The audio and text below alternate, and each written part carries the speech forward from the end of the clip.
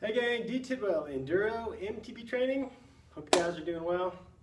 It's been a while for my video series, but what I want to do today is this the first week, starting from now and forever, that we are going to do a movement of the week, a mow. That's right, we're going mowing year round, peeps. So movement of the week can be a stretch, it could be a mobility, it could be a stability, it could be a strength, it could be a power.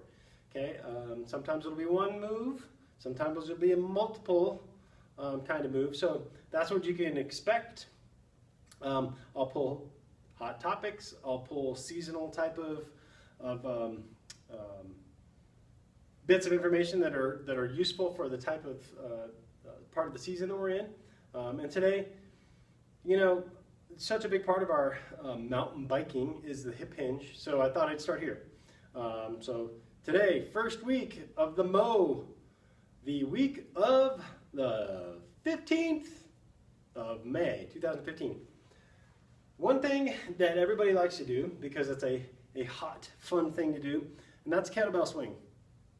But so many of you cannot do a simple toe touch, let alone a deadlift, and you must be able to do both in order to do a proper kettlebell swing, or to have the right, that's the way I like to say it, the right to do a kettlebell swing, or to fling a heavy object at the end of your lever arms.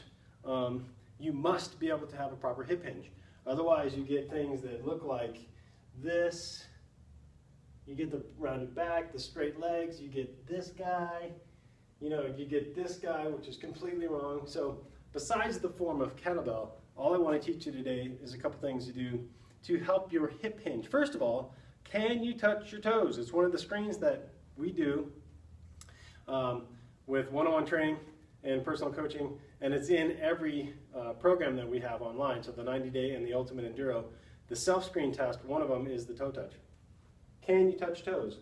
Feet together, hands crossed, knees straight, knees straight.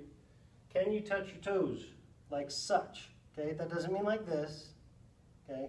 Or you're trying to cheat to get down there. Can you legitimately touch your toes? If you can, great, that is very good. But you know, I always got this running theme of, if you're a seated workplace professional, you probably are going to have difficulty touching your toes simply because of the repetitive stress of being in your seated workplace position for so long during the day. So, can you touch your toes to get a good hip hinge pattern, which is really just control of your pelvis? Okay, that's a powerhouse of our system. Center of gravity is about 1 inch above our belly button. And can we get to the point where we can get a good hip hinge so that we can deadlift and then eventually swing is the goal, okay?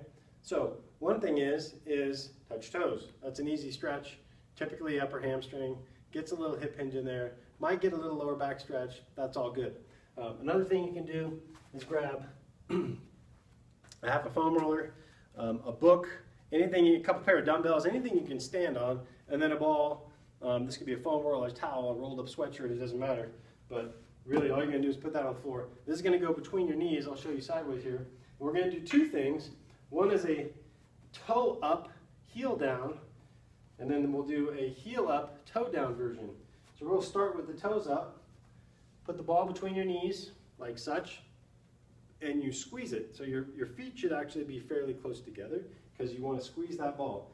That takes out any of the adductor and lateral thigh from affecting this, this hip hinge move or stretch. So arms will be up, and I'm just going to bend forward and try to touch my toes.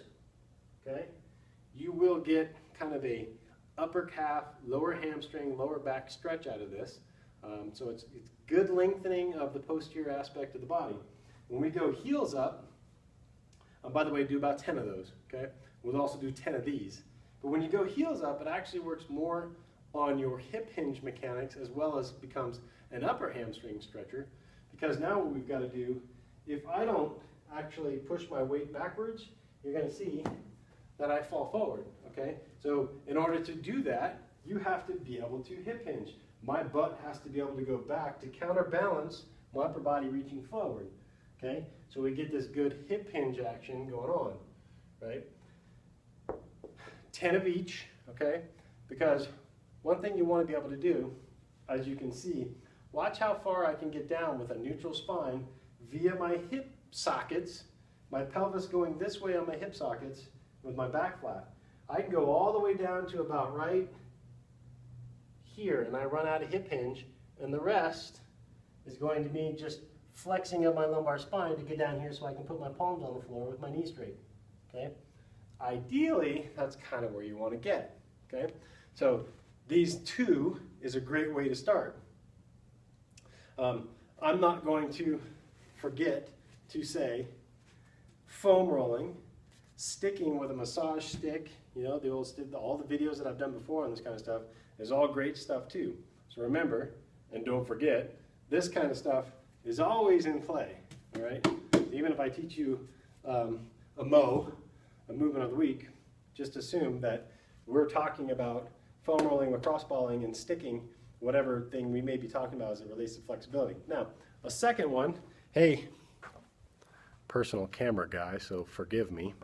We're gonna go downtown here, and I'm gonna get on the floor because I want to teach you this next one, like such. So, get in a doorway such that your bottom leg is straight, okay? For most of you, you're gonna have to start back here because your leg, when it's straight, will not be able to be high up on the door, so you have to move away until your knee falls into itself and it's nice and straight. This does not count. It has to be straight, and your pelvis has to be straight, can't be rotated, and this bottom leg has to be straight too, okay? Because what we're gonna do is we're gonna get a passive stretch and a passive hip hinge, while the active leg, which is remaining straight, goes through an active form of hip hinge, keeping the pelvis still. So all you do on this, 10 times each side, toe in, as in towards the shin. Without my pelvis moving, I'm gonna raise and lower this leg. So what I don't wanna see with the pelvis, watch my pelvis, is for you to tuck, okay? There should be no increase in the pressure of my lumbar spine on the floor. It should be the same, no matter if I'm here or if I'm at the top. So if you get to this point right here, and that's as far as you go, that's as far as you go. You do 10 times, and then you would switch sides to the other side of the door frame, of course, okay? Now the goal, as you get better with hamstring flexibility and your hip hinge, is to be able to get your pelvis, your sit bone, all the way up against the door frame with your leg straight. This is 170 degrees, this is our goal. And when we screen people, this is our goal, to be able to get to 170 with my toes in, okay? If you can get here like this, that's fine too.